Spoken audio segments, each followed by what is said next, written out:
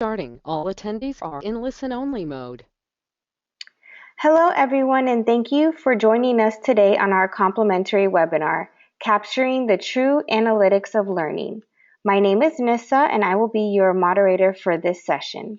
Today's presenters are David Wentworth, Senior Learning Analyst for the Brandon Hall Group, and A.D. Detrick, Senior Consultant for Xerox Learning Services.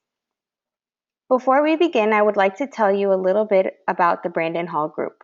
We cover topic areas that provide strategic insights for executives and practitioners that are responsible for learning, talent, growth, and business results within their organizations. Our focus is on ensuring continuous business performance. Our research practice areas are learning and development, talent management, leadership development, talent acquisition, and HR workforce management. The HCM Excellence Conference 2016 will be held on January 27th through the 29th at the beautiful PGA National Resort and Spa in Palm Beach Gardens, Florida, near West Palm Beach. Among the highlights of the conference is a ceremony and reception honoring all 2015 Excellence Award winners, both the Spring Awards and the Technology Awards. Also, during the entire conference will be a 2.5-day educational rich program. You can learn more at www.brandonhall.com/excellenceconference. And I would also like to extend a big thank you to Xerox Learning Services for sponsoring today's webinar.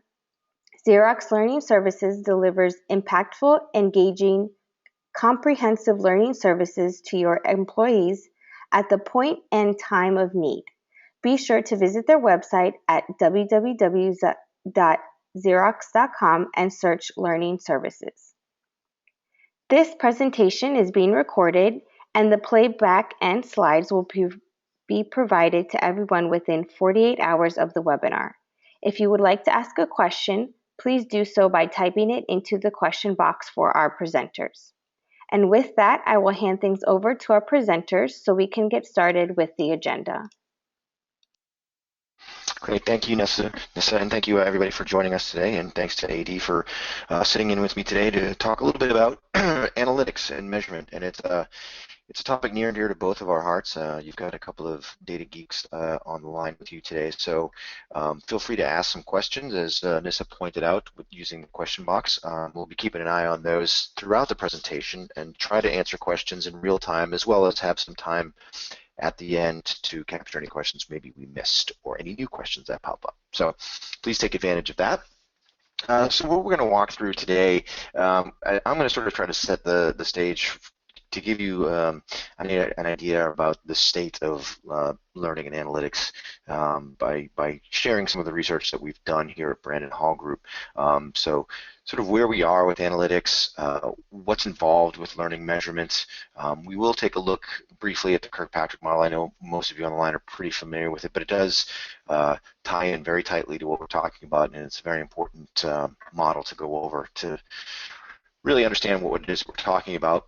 And AD's brought with him today some what I would call analytic frameworks. You might call them something else, but really some really good insights into how and why we're measuring things, and some real practical looks at some of the analytics that go on within learning. So I'm really looking forward to that. And then, of course, we'll wrap up at the end, go back over anything we may have missed, and answer any questions that we can. So with that, what I want to do is go ahead and get started. And the way we're going to start today is with a poll. I just want to find out from the group how things are going within your own organization. So I'm going to launch this poll, and just let me know, within your organization, what do you pull most often from your current learning platforms, whatever you happen to be using? And I'm sure you pull a whole lot of different reports and things, but just if we can just get an idea of what you're pulling most often. If it is something from the other category, feel free to put in whatever commentary you'd like to put in the question box. We can also use that for commentary if you like, just so we get a better idea of what's going on. But perhaps you're pulling completion reports, perhaps you're pulling registration reports, attendance reports, maybe the assessments. If you're running tests, are you pulling the results of that? I'm going to give you a couple more seconds to get a good majority of folks having participated. And yeah, we're up about 2/3, so I'm going to go ahead and close that poll. And I'm going to share the responses now. And so let's take a look at this. And AD, maybe you could chime in here for what we're seeing. Are you surprised by the fact that 62% say the most often pulled report would be the list of who completed a given course? Because that's what we're seeing here. So that's clearly the number one by a long shot. Yeah, no, I think that's pretty much what we can expect, and some of that will really lead to the discussion we're going to have around what is kind of measuring learning and what is actual analytics around learning, and I think that's pretty much the most kind of common reports that I see when working with training departments is just really around course completion and content completion.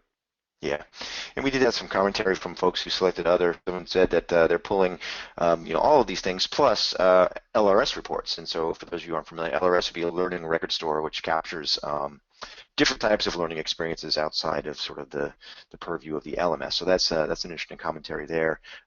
Somebody else also, non-complete reports, right? So where are the areas that people need to catch up and finish up, as well as headcount reports. So, a lot of different types of reports being pulled, but unsurprisingly, the majority of what's being pulled, and we see this all the time, are those completion reports. So that's going to be a little interesting to keep that in the back of your mind as we move forward and talk a little bit deeper about this topic. So keep that in mind. So I'm going to start off again, like I said, by sort of laying a background down for you for what's going on. And so, I know that measurement and analytics tends to be pretty challenging for many organizations, and I wanted to sort of lay this out for you folks so that anybody who feels challenged by it or overwhelmed by it, you're not alone. You're in a very, very crowded boat. We asked organizations in our LMS trends study earlier this year, just to list out, we have a vast list of characteristics and features and functions of LMSs, and we said, okay, what are the three things you like the least about your LMS? And what you're looking at here are the top 5 answers of least liked things. So, 27.2% of people had picked the fact that it was hard to use as the thing they liked the least. So that was number 1. But if you look here at numbers 3 and 4, reporting features, and then the analytics features to help me determine return on investment. They say that those things are pretty much lacking in their LMS platform. In fact, reporting features for the past 3 years before this, where it was actually number 1. It's been knocked down to number 3, but always in the top 5. So there's always been a challenge with reporting. And what I tend to find by digging a little deeper, talking to both companies and providers, is that there's a little bit of blame to go all the way around here. The organizations feel as though the providers aren't giving them the tools they need to get the right reports and do any sort of analytics, whereas the vendors realize that most organizations don't know what they want. They don't, they're not sure what they should be measuring or how they want to measure, so they don't know exactly what to give them. So there could be an improvement in the tools on the vendor side, but there's also clearly room for improvement on the organizational side around the ability to actually run measurements and analytics, and we're going to talk a bit about how that's done. Just to sort of drive the point home, when we drill in specifically on satisfaction over, a wide array of different characteristics of the LMS, on a scale of 1 to 5, how satisfied are you with, and in this particular case, the ability for your LMS to deliver analytics on all learning data that you're collecting, and it scores an average 2.7, which is pretty tepid at best, right there in the middle. So no one's really thrilled with their abilities to measure this, at least from a tool standpoint. And then that feeds into sort of a larger issue when we ask companies, how good basically is your organization at measuring learning? And we broke it down, how well can you measure formal learning? How well can you measure the experiential learning? How well can you measure informal learning? And so this formal learning, which is the thing that we've been doing probably the longest, the thing we've invested, most of our time, money, and energy in, how well do we measure that? And only 19% of companies say that they're really good at it. So that's a challenge right then and there. And then we move on to the other types of learning, and clearly it's that much more difficult to measure those things for a wide variety of reasons.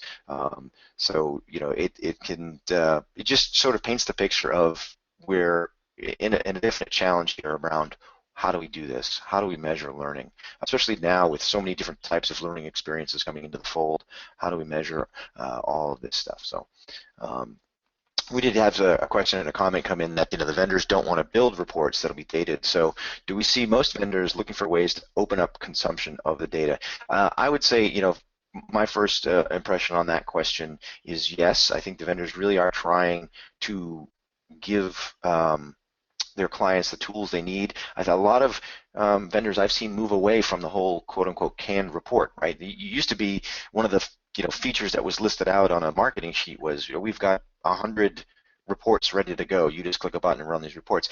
Turns out most companies don't use them because every company's different, everybody's special, and they have special needs, and they all want to build their own reports anyway. So more often than not, you see vendors saying, well, okay, look, there's like 2 canned reports because we know everybody runs these, but the rest, are all ad hoc. You build your own, you can save them, do whatever you want. I don't know, Adi, what do you think about that? I'll ask you the question again that I just sort of tried to answer, but the idea that you think vendors are looking for ways to open up consumption of the data that exists within these systems.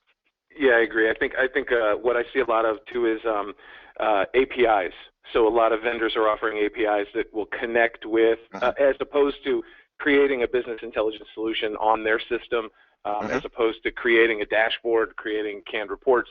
They just offer APIs that will connect with whatever business intelligence solution you have, or offer really solid export solutions. So even if you want to export it into, say, Excel or Access, or even kind of just a homegrown tool to build your own reports and do your own analysis. Right. So yeah, I'm seeing a rise in that a lot, and for just those reasons you said. I think a lot of companies are saying, your canned report is close, but it's not exactly what I need. And close but no cigar when it comes to analytics and measurement it really means they're not going to use it at all. Right. And I've been in that situation myself where the canned report was really very close, but I ended up needing to do an export of the data and create, our own customized version of that. And I think vendors have finally picked up on that and are really trying to make that opportunity available. What it does, unfortunately, is it sets us up that we have to have an analyst who can do that work for us. So that original move, which was, to try and basically build a solution-based analyst for us, right? The tool would do the analysis. Now we're required to understand analytics, and we're required to be able to have someone on staff who can actually move that data around in the way we need it. Yeah, and we'll talk a little bit more about that aspect of this, and about the APIs, so the fact that we are sort of living in a time now where integrations become easier. As we went through periods of time where solutions tried to be everything to everyone and have all the tools in place, now that it's a lot easier to connect best-of-breed systems to one another through various APIs or data exports, we've just gotten so much better at it that the options available are much greater than they ever were. The ability to connect to a tool that allows you to do this stuff, maybe without having that analytical skill on hand. So one of the things I want to walk through here from the research standpoint is, okay, let's look at some of the ways people are executing on metrics. Now, what you're looking at here is a list of different types of measurements that companies can and do make. And the way I've got it broken down is, if you look at the red line, that would be the percentage of companies that say, we use this thing to a high extent. And then the blue line would be those companies that said, we don't use this thing at all. And so they kind of run in a relative fashion, from the red line going from longer to shorter, and then the blue line's getting longer as you go to the bottom. So clearly the things that are being used the most, you look at these top 4: manager supervisor observations, individual performance, employee satisfaction, and employee engagement. Those two go pretty hand in hand. But those are the typical measurements, and we'll talk a little bit about this later when we get into Kirkpatrick and so forth, but these are the relatively simple measurements to make. That you already have mechanisms in place to do this. Individual performance, that's typically in the form of a performance management system. However the organization may be doing that. And then there's a severe drop-off between how much companies are doing the rest of these things, like measuring things like team effectiveness or turnover, rate of knowledge transfer, things like that, because they're harder to measure. And while revenue growth obviously is not hard to measure in and of itself, the ability to tie it back to something is to tie it back to learning is very challenging. So a lot of organizations sort of shy away from that because they say, well, we don't have the one-to-one relationship of revenue or profitability back to learning, so I don't even want to touch it. But the fact of the matter is we need to start exploring that, especially because companies talk so much about, well, I need to figure out the ROI of my learning. Well, that's really the beginnings of that, is to be able to make those connections.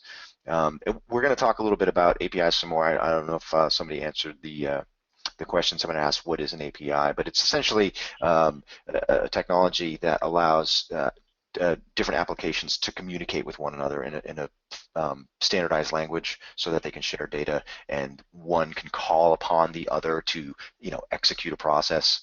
But that's essentially what an API is.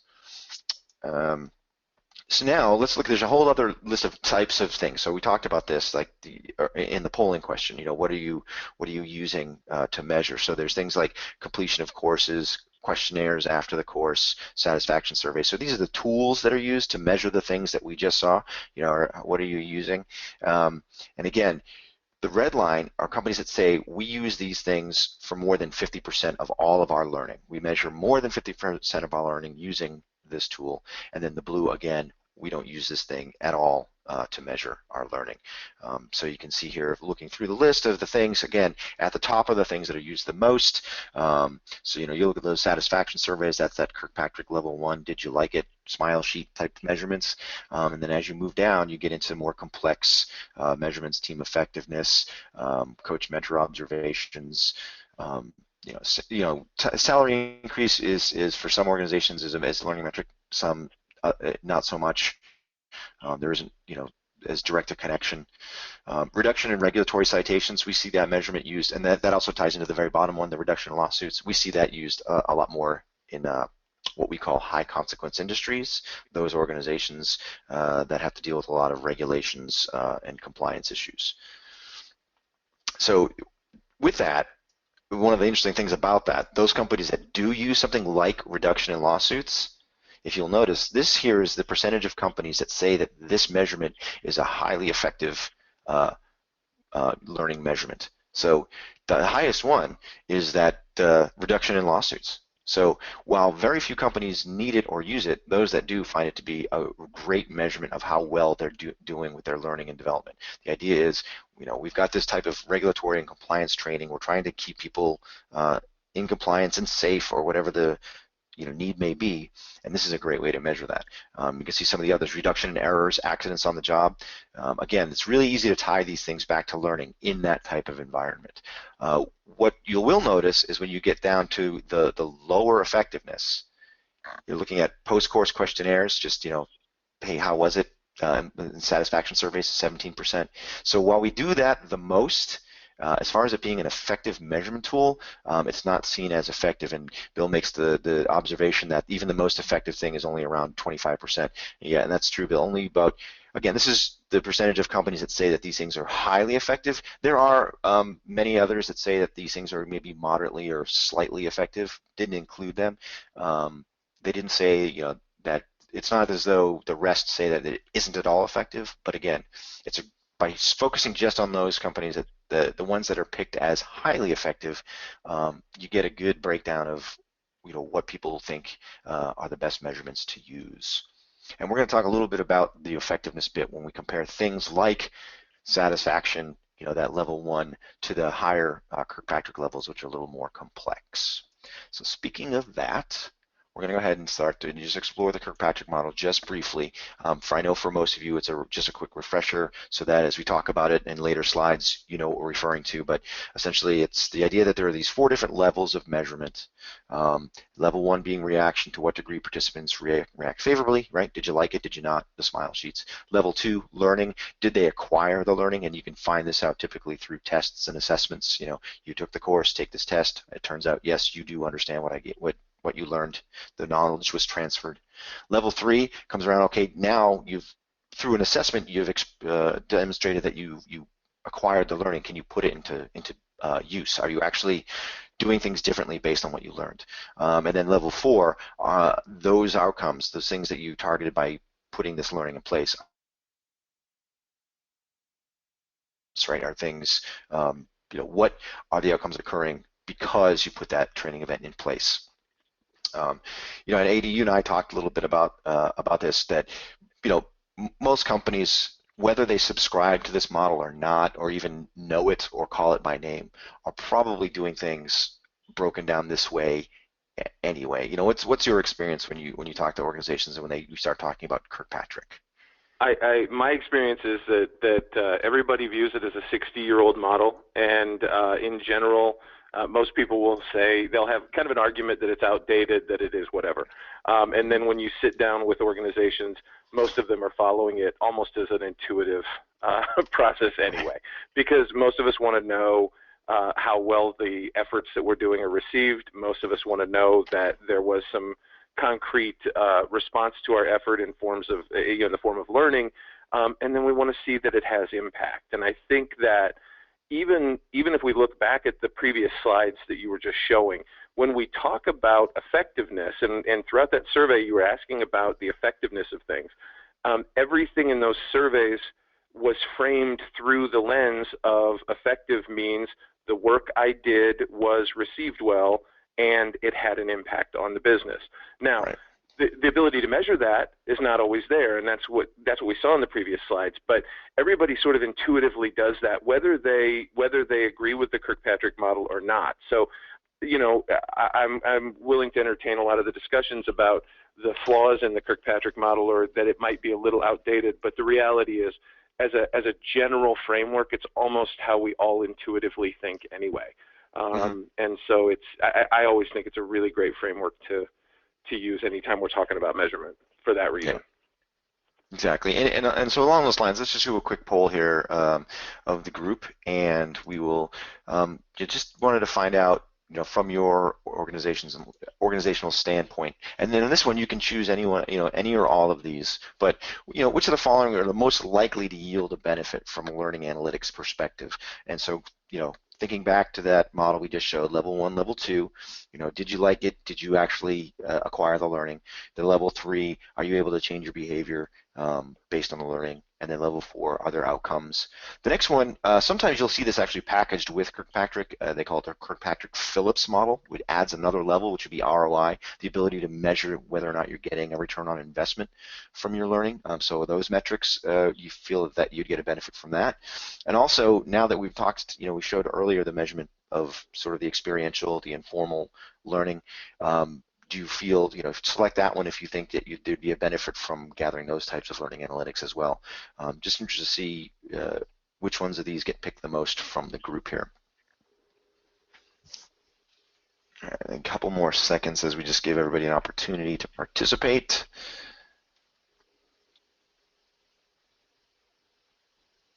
All right, and again, 2/3 is a pretty good place to stop, just for the sake of time. And I'm going to share this, and no surprise to me that it's a pretty even split across the numbers 2, 3, 4, and 5. And then half of those people have selected levels 1, level 2 metrics. So, intuitively, I think everyone understands, AD, and see if you read the same thing I'm reading into this, that intuitively everyone understands that while we want to collect things like, did you enjoy this course? Are you satisfied with this piece of learning content that you just interacted with? We realize that the value of that measurement may not be as strong as the value of all the other types of measurements. Yeah, agreed. And I'm actually very encouraged by these results, because I can tell you that 3, maybe 4 years ago, these results would have been very, very skewed. And so it's also exciting to see that people recognize that the value of those level 1 and level 2 are a little lower, but that they also can be beneficial. You can still do analytics on level 1, level 2, and we'll kind of talk through that a little bit in a minute. But that everything else is capable. It's not, the analytics don't necessarily need to be relegated to only higher end or only conceptual things like social and informal learning metrics. So right. It's nice to see the industry becoming more aware of that and really thinking about measurement and analytics from that perspective. So these are actually encouraging results over just a very brief period of time within our industry. So. Right, and I think the last selection, the social and informal, sort of says two things. One, it shows how that type of measurement is gaining equal footing with the other types of measurement, because probably previously, as people were still wrapping their heads around how do we execute on this type of learning, is it even valuable, that why bother measuring it? It just sort of happens on its own. Organizations are realizing, no, there's definitely a benefit to understanding what people are getting and how they're doing it, this type of learning. But then that opens up the next challenge is, okay, yeah, we want to know this. How do we figure this out? How do we measure that stuff? Because, as we showed before, we're not even that good at measuring the stuff we know. So let's we'll talk a little bit about that too. So let me just finish off the research side of this, still talking about Kirkpatrick, just to give you an idea. Based on our research, we asked companies how much of their learning is measured at the various levels. So across the top, you'll see percentages. That's the amount of overall learning programs. 0% meaning we don't measure any of our learning programs. 1 to 24% meaning we measure up to a quarter of our programs, and so forth, across the different levels. And so what this tells you is that 50% of companies say they measure more than 3/4 of their learning programs at level 1. Now, to me, that's important for a couple of reasons. One, if you go to Kirkpatrick partners themselves, and they'll tell you that best practice is measure everything, 100% of your learning at level 1. Because it's easy to do. It's just, you build it right into the learning, whether it's at the end of an online course, a questionnaire walk at the end of an in-person classroom, something, just to get some reaction to the material that you're delivering. So we're already falling somewhat behind even best practice of measuring this. Now, they also, Kirkpatrick partners, the amount of learning programs that need to be measured drops as you move up the levels. They clearly don't expect you to measure whether or not every single program you've got is impacting the organization, business outcomes. But I'm sorry, for those of you that was delayed, the button didn't click to move out of the poll. I apologize, but here we are. So anyway, you can see this is like sort of a heat map. So the green shows where there's the more activity, and then the red where less. So at level 1, there's obviously more measurement going on, then it drops off as you move up the levels. But you got 40% of companies say we don't measure any of our learning at level 4. We don't even have any idea whether or not our learning is impacting the business at all, which is kind of scary. Now, it's understood that it can be challenging to make that sort of connection, to measure learning and draw a straight line to business outcomes. But the fact that so many companies aren't even doing it at all is a tad worrisome. So just wanted to sort of lay that again as the background of where we are, a lot of the challenges that companies are facing around some of these different measurements strategies and concepts. And this is important. Okay, and this is something that sort of AD kind of touched on a little bit. And what happens is when we take very basic measurements, and in something like, okay, we're measuring attendance, and then all of a sudden you see that attendance for a certain course, certain class has dropped. If you take that measurement all by itself, just that one data point, your first reaction may be, well, we need to get rid of that course and get rid of it. Without understanding why the decline is happening, that may be the wrong course of action. And that happens time and time again. If there's a poor passing score, this sounds almost silly that the reaction is to make the certification test easier, but you would be, well, I don't know, maybe you wouldn't be surprised at how often that happens. I think AD, you and I were talking about this, and that in your experience, that's not unfamiliar to have that sort of reaction to something like poor passing scores, correct? No, that's very common. That's kind of what I end up having to fix a lot in my career. So right. It's very, very common. Yeah, and so it just goes on and on and on. If you take all of these things out of context by themselves, it's quite possible that you make a bad decision, because not only is it just poor analysis, and very times it's just no analysis, right? So it goes in both directions, where you get a high smile sheet. So everyone loves this thing, so that's where we're going to dump all our money and all of our time and effort. It turns out, they might like it for all the wrong reasons. Is it actually having an impact? Are they changing their behaviors, even though they like it? And if they're not, we have to figure out what to do about that. So the challenge is when we do stuff like this, and we just look at small pictures or just single data points, we often don't make the decisions that we should be making. So with that, I want to let AD sort of walk you through some of the concepts around analysis and what's involved. And I'll just hand it over once. Actually, I'll just take one last poll. I promise this is the last one, but it really ties into what we're going to talk about here in 1 second. So we just wanted to find out from the group, how does your organization handle learning data analysis today? And maybe you just don't. You could, and I mean, this isn't running reports. I'm talking about some sort of data analysis at whatever level, but not simply running a report out of the tool. So either you don't, or perhaps you hire outside for that. You're like, hey, what's going on with this data we have? Or perhaps you're lucky enough to have somebody. Your organization's maybe big enough. You've got someone on staff within learning who crunches this data for you, or perhaps there's somebody within the organization whose job it is to crunch data and learning gets to use that person, or perhaps there's some other solution that you've gotten. Like, again, feel free to share your solution in the question box if you like. AD, before we get into your slides, as people are answering this question, what do you see? When you go into organizations, do you find mostly that they're not doing anything, or do you see some of this other stuff going on? I find it's usually a mixture between number 1 and number 4. So either they don't have a learning analyst, they have an admin who handles report pulling, and they're just basically pulling canned reports and/or very basic reports with counts of who has completed something.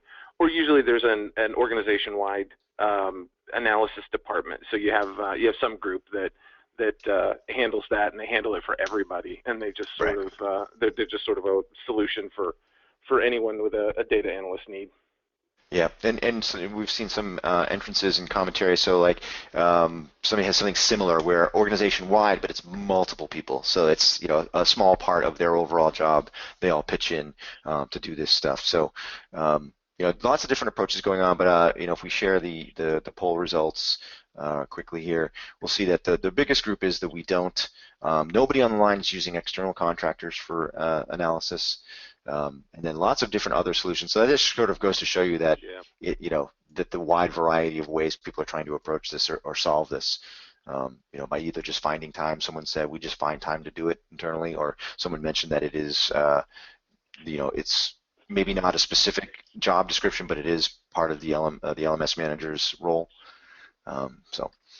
Okay, so I'm going to go ahead and hide this so we can get back to the slides, and I'm going to have AD sort of take over and walk us through some examples of analysis. So, AD, take it away. Sure, and I think one of the big things that we kind of want to get out at the beginning is really an understanding that when we talk about analytics for learning, or frankly analytics in any situation, but in this situation, analytics for learning, that there's a difference between data collection, measurement, and analytics. And I think that simple understanding is really a critical component of setting up any analytics framework. So I know, David, you and I talked about a recent blog post that you had written, and I think you had a really good analogy for the difference between collection and measurement and analytics. Anyway, I could get you to offer that up right now? Yeah, we were just having a conversation as we were working on this, and the best way I could describe it was, if you imagine that you've just got a bunch of different pieces of wood, and you have collected all these different types of lumber, and so to me that's the data collection. You've got it. I know I have all of this different wood, and that's all I know. I know it's here, and I've got it here sitting in front of me. And then there's measurement, right? So now I know, well, I've got 3 pieces that are 12 inches long. I've got another 4 pieces that are 18 inches long, and so on and so forth. And now I know I've got all this wood. I know exactly how long each piece is. That's measurement. That's reporting. Then there's analytics, which is, you know what? I think I've got enough pieces in enough different sizes that I can actually build a desk. And I'm going to use this wood now to build a desk because I know I've got the wood, I know I've got the right sizes, and I know I can put it all together and it's going to be a desk. Or I've got a broken bookcase and I know I've got 2 pieces of lumber that are the right size to help me fix that bookcase. And it's just, too often companies are in that middle spot, right? That measurement of, yeah, I've got all this wood and I know exactly how big it is, and they're calling that analytics, and it's not. What that is measurement. You've got some information, some data in front of you, but you're not telling a story yet. You're just sort of showing the data. Yep. And that's really, I think, the critical component of understanding how to use analytics to really have an effect and to really make wise decisions. So when we go back to that slide where we think about poor decisions or decisions based on poor analysis, what happens is people mistake measurement for analysis. So I have a class that I give out, and everybody takes a test at the end of the class, and at the end of the class it cocomes back and they say it's an 84% was the average. And the LMS will spit that out. And the LMS or most test engines will tell you that. They'll say, hey, you had 100 people take the class, the average score was 84, the high score was 100, and the low score was 66. And people will make decisions based on that alone. Is that good or bad? And that alone is a collection of measurements. It's not an analysis of is this significantly better or worse? Is this a good situation? And so analytics is really based loosely at a very high level. I would say that analytics are based in really two kind of ideas. One is correlations, which is how much does one thing correlate with another? How much does one action mirror another action? And that is there are mathematical models that we can use that can really tell us if the action we have on, say, level 2 mirrors the action at level 4. So does the training efforts mirror the business outcomes? Does it mirror the performance objectives? And there are statistical ways to identify that. And then the other is differences. So let's really find out what is different. So if I take this group of tests and take a look at it, is it really better than other tests that we've seen? Is it lower than other tests? And is there a statistical significance to it? Now, what we're looking at here, there are a number of different ways to do this, and there are mathematical models that can get very complex. But we're not building a nuclear power plant. We're not creating medicine. We're not making critical decisions. When it comes to the learning framework, there are actually some fairly simple tests that we can use. Most of those tools that we talked about earlier have bolt-on aspects. They have APIs that can find this information for us. But we really need to think in terms of, is this data that we've gathered, and are these measurements that we've collected, are they significantly different from others? Are they better or worse? And do they potentially affect other measurements that we have? Do they mirror other measurements? And as one rises, does it rise? Or as one rises, does it fall? That's what analytics is. The core of analytics is here. And in order for us to really have a solid analytics framework in learning, we have to kind of have an understanding of those. And so sometimes we do have to go outside of our teams, like we saw in the last polling slide. Sometimes we do have to hire someone in who can have that ability. But as we see that shift in what we call effectiveness move more towards business impact, and as we see tools try to give us more access to the data, this is the work that an analyst will be doing, really identifying what are the statistical differences and what are the statistical correlations between our data. That's where good analytic decisions exist, as opposed to those poor decisions that we've talked about. And we brought a few case studies with us that we can kind of talk through and really explain that. So one of those slides we asked about was, can we do analytics at level 1 and level 2? And a lot of people thought, well, there's probably not a lot of benefit to that, and I understand that. But one of the case studies that we can kind of talk about, and one of the work that I do quite a bit of, is really taking a look at those level 2s, those knowledge assessments at the end of courses or throughout courses, to really identify if learning transfer has occurred. And I've had a few instances in my career where we have been in highly regulated environments. So regulators not only want to see that the people doing their job know how to do their job, they also need evidence that they have been taught to do their job correctly. And so what we find is that we go into these environments and the regulators have a really good process for taking a look at people's work, but then when it came to taking a look at what they had been taught, there was really no solid way to identify that learning transfer had occurred, that level 2 had actually happened. And what had happened in the original days, the regulator would come in and say, hey, tell me exactly what you did to train these people. We would provide them with attendance records and raw scores, just like I described before. Here's what they had. They had, 100 people had taken this course, and the average score was an 84. And the regulators would come back and say, well, is that good? Is that bad? Do you know that they learned anything? Is the test too easy? Is the test maybe too hard? How do you know that actual learning occurred? What we did was took a look at it and said, okay, so let's get these test raw scores, and let's go through not just the raw scores, but let's take a look at every question, because each question maps to a learning objective. The learning objectives had been defined to the regulators that these are the things they needed to know to do this job. So here are all the questions as they map to learning objectives. And then we put them through a fairly rigorous psychometric analysis. And the psychometric analysis is really designed to identify those differences. So let's take a look at each question and find the questions that are very weak and the questions that are very strong. And we were able to identify weak questions, questions where it did not appear that learning had occurred, whether it be guesswork, whether it be just a poorly written question. We could come up with a series of hypotheses about what had happened based on our ability to identify the different questions, the questions that statistically fell out of range with other questions. And from that, we were able to provide remediation. So not only did we give the class, and they gave the test, and the tests came back, then we were able to say, okay, these questions, they need this information sent back out to them. We don't know that they learned it.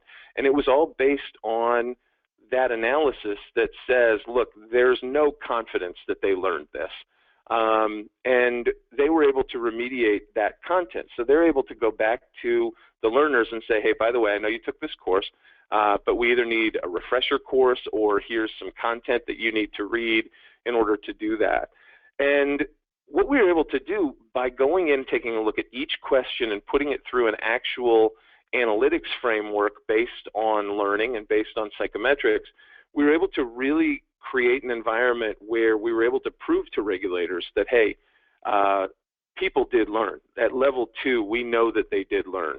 If, when they left training, they had this knowledge, and if they didn't have this knowledge, we provided that knowledge to them after the fact.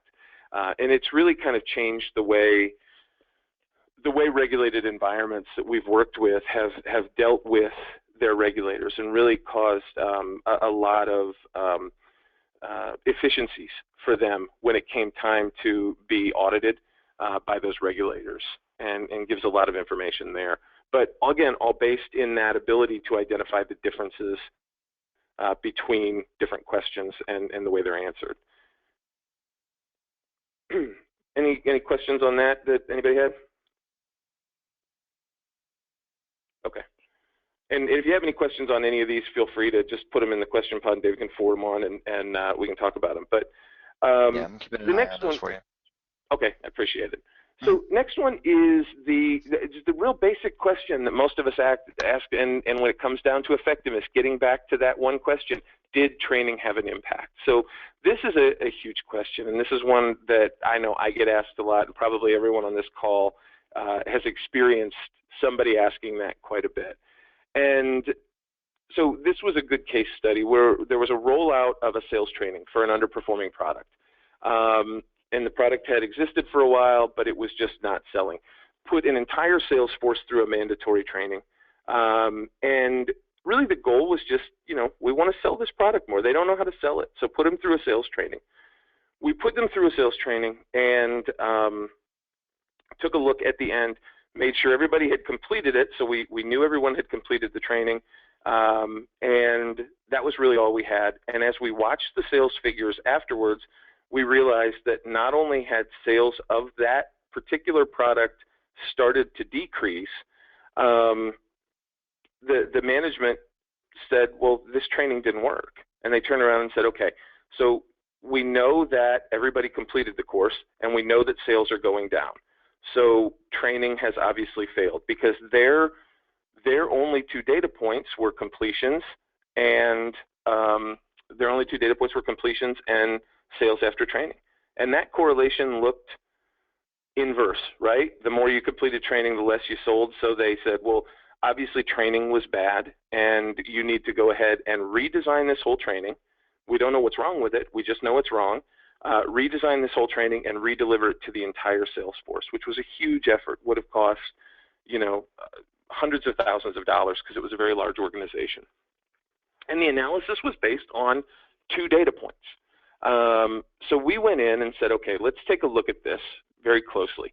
So we began to add some data measurements to our analysis. So we took a look at level 1 survey results. How did they feel about the class? Those results were very strong. Level 2 survey results. Let's take a look at the tests. Let's make sure that they learned something. So we went in, took a look at the tests, and validated, you know what, at the end of this training, they had learned something. And then we ran a correlation. So now let's take a look. With all of these data points, let's correlate that effort. And the interesting part that we found was the better people did during training, the worse they sold the new product when they went out on the floor. So back at their job, if you had really learned and you had really liked the course, the odds were that you would sell even less than people who weren't paying much attention and didn't learn very much. And so when we were able to take that data and say, look, we've got evidence here. We've got evidence. We've sat down and identified statistically that people learned. We identified statistically that people liked this course, particularly compared to other courses. So what else could be going on? And with that analytics framework in place, we had a seat at the table, and we're able to ask that question. What else might be influencing this? And with that analysis, that question carried some weight. And we were able to find out that it turned out they were actually, salespeople, were being incented to sell a different product at that exact same time right after training was over. There'd been no communication of that with the training department, so people walked out after learning how to sell product A, but they were actually getting paid money if they sold product B instead.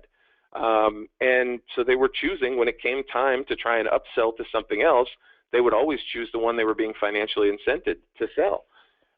And we were able to identify that, but we wouldn't have had that seat at the table. We wouldn't have had that ability to use analytics to identify the value of our work without really digging into the analysis that way. And as a result, we didn't have to redo the training, because the training had actually worked, and we didn't have to redeliver it. I mean, the company was saved literally, hundreds of thousands of dollars from having to take all these people and put them through a sales training once again, because the sales training was effective. There was just something outside of our learning objectives that we couldn't have possibly influenced. We never could have had that discussion, and this is really an important part of training, because when we think about impact, we can impact, or we can influence certain areas of the job, but not all of them. And that's what causes a lot of people to give up when it comes to analytics, because they say, well, I can't give them the right tools. I can't financially incent them. I can't hire the right people. And all of those situations are true. Doesn't mean that we shouldn't be able to, at any point, prove the value of our work. And it also doesn't mean that if we can prove the value of our work, that there won't be changes. This was a really good example of the ability of us to help an organization really see some changes and save some time and efficiency by just being able to prove through analytics that the work was really having an impact. It was just running up against another influence that perhaps they couldn't control. Right. And we did have a couple of questions come in, and so one is, I'll just start with one that's specific to this that you're talking about right here, and it's a pretty short question. Just, you talk about these outside influencers.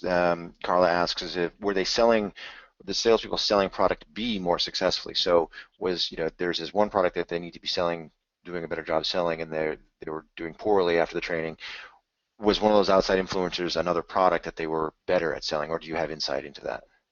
We didn't really get insight into it. What we were able to find out was that they basically all of the selling was an upsell, and they had a menu of things that they could upsell, and one of the items that they could upsell was really underperforming, and it was a profitable item for the company. Company said, hey, we want to see this. And we had never considered that they could have been choosing another item, and that was never really presented to us, that there would be a financial incentive to choose that item. So I don't know if they were selling product B better. They certainly were offering it more, because the opportunity to sell it was there. And so it was, they definitely were taking the opportunity more often when it came time to choose. And that actually, just that little bit shines a lot of light into this whole analytics piece of things, can't happen in a vacuum, where learning has to have some insight, some help, some direction from other parts of the business. Because if you're solely focused on learning, you wouldn't have that kind of insight into what the incentives are, around this learning goal that you're trying to achieve. You don't know what the outside influences are back on the job, when they're trying to demonstrate behaviors and have an impact. And so without that insight, without that sort of knowledge and data, again, very hard to paint a complete picture. Yeah, I'll be honest with you. I think if there is one paradigmatic shift that analytics in the learning space brings to us, it's that we don't try, anyone in the learning analytics space doesn't try to pretend that I can prove without a doubt that training has had an effect on impact. What I can show you is what of the areas that we can influence, yeah, I can tell you that we had an impact on that. But what that brings us to is that brings us to the table more than I'd ever been in my career. So I would say probably the first 8 years or so of my career, it was a lot of trying to just get the seat at the table until I started to really get an understanding of how to use learning analytics. Now, yeah, I've got a seat at the table. I mean, I'll put it plainly, because I can really show what we've done. So, and that's. Yeah, but before we step into the social and formal learning piece that I have on the screen here, just one other question that was asked, and it actually goes back, I think, to your first example. Somebody's just asking about psychometrics. So, curious about this person has experience where they get pushback whenever you bring up psychometrics, and stakeholders don't want to follow up on that. Do you have any suggestions about building the business case for doing that? I don't want you to spend too much time since we're near the end here, but just some thoughts on how you get people to start thinking about psychometrics. Yeah, it's a very delicate walk, and that certainly is that. So persistence is honestly one of the biggest keys. Relying on the data, so constantly going back to the data and helping people understand that you really, when it comes to working in an environment where you're doing that kind of item analysis and psychometrics, you really have to choose the carrot over the stick. To be honest with you, if you were to use psychometrics as a performance management tool right off the bat, you will get a lot of pushback. But if you use it from take it from a very collaborative perspective, and here's how we can work together to improve this, and then move it into performance management, because I've actually worked in a lot of areas where it does become part of the performance cycle, and we really will take a look at instructional designers and facilitators based on psychometric review. But start with the carrot is the greatest advice I can give, because the minute people are punished for bad test questions, you will get major pushback. And there's also a lot of pushback around people's innate desire to make test questions easier. And so asking people to understanding why easier is not better, and why people scoring 100% on a test is not better. Those are big keys to that. Okay. Well, this is the last one that AD's got to walk us through, and I think a lot of people have interested in this, the social and formal piece of it. So. Yeah. So when I talked earlier about a few years ago how things would have been different, this was a big opportunity for us just a few years ago that seems to be changing. And a couple of years ago, people would want to implement a social or informal learning process, or they would implement it, and then they would say, well, there's no way to know it's working because there is no level 1. We don't get a survey. There is no level 2. They're not taking tests. There's not even, in a lot of cases, a completion record because it's not a course. It's a lot of information put out there. And fortunately, with the rise of XAPI and LRS, learning record stores, people are starting to change with that, and that's good. But it's really a different way. Social informal learning is a different way of looking at completion. And one of the ways that I always like to kind of reframe the conversation is not necessarily thinking about it in terms of level 1 through level 4, because you're not going to have level 1 and level 2 data. What you'll have in place of level 1 and level 2 data are what I'm really thinking of as engagement metrics.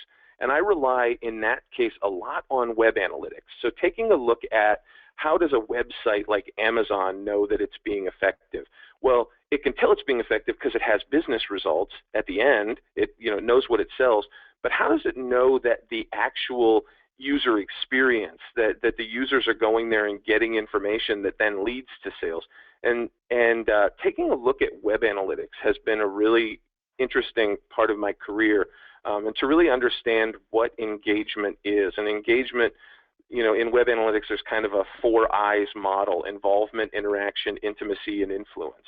And with each social and informal learning engagement that I work with, what they define as engagement is usually a different collection of those 4 eyes, and some will lean very heavily on, say, influence, while others will lean very heavily on involvement, and some will try and do a mixture of any of the 4 of those.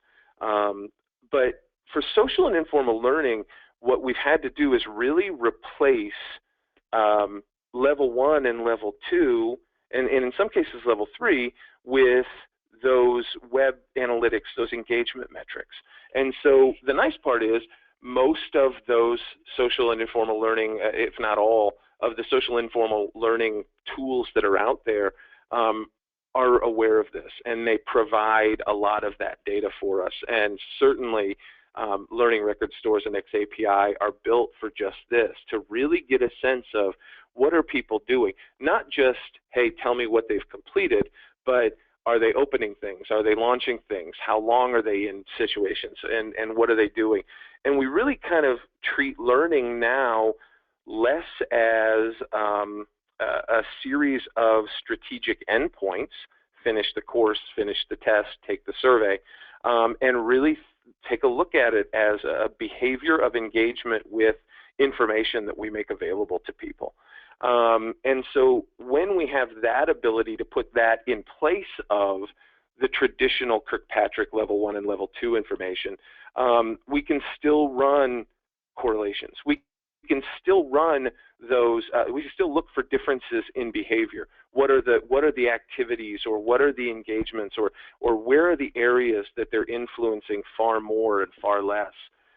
And we can still run the same statistical, analytical kind of models on those engagement metrics, but we use those then to correlate with those, as opposed to the level 1 and level 2. Now let's correlate what we're seeing them do with the business impact numbers that we have. And we can still provide the same level of reporting and analytics from a social and informal learning. We just have to really rethink what that user behavior looks like from a learning intervention perspective. And Right. So I always just sort of advise that web analytics is a great place to start. And I think that anybody getting into the learning analytics space should get a firm grasp on web analytics to really just understand, again, from a framework perspective like Kirkpatrick, how to start thinking about the measuring of this. Yeah. And we were hitting the top of the hour, and we did some good timing because we are actually at the end of the deck. There's just sort of a quick little summary. I don't have to read through all of this for you folks, but I'll leave it up there. There's a couple questions I wanted to get to. I'll also throw in my 2 cents on the social and formal piece that AD was just talking about. You also get all kinds of new types of measurements based on this type of data. Now, you're talking about, he had up there things like number of interactions, number of questions answered. Suddenly, if you're tracking this stuff, a picture starts to emerge of the knowledge flow within your organization. You start to be able to recognize where all the hubs of knowledge are. Who are the people that people go to the most? Who are the people that have the information? Who are the people that have the right information? And then you start to get insight into that stuff that you never knew before because you're starting to see it in action. And then the other side of it granular. Right. And the other side of it is it's almost, you mentioned how it might be difficult to do sort of that level 1, level 2. How do we measure that? But what you are going to be able to get in these types of environments is immediate level 1 feedback on the content itself, where you've got people discussing it or rating it or thumbs up, thumbs down. Now you've not only got, okay, at the basics, you've got thumbs up, thumbs down. This is what people like or don't like. But then with commentary and sharing, you've now got why do they like it so much or why don't they like it? And you get immediate insight that you weren't able to get before. So it adds these new levels of measurement for you. So this was just the summary here.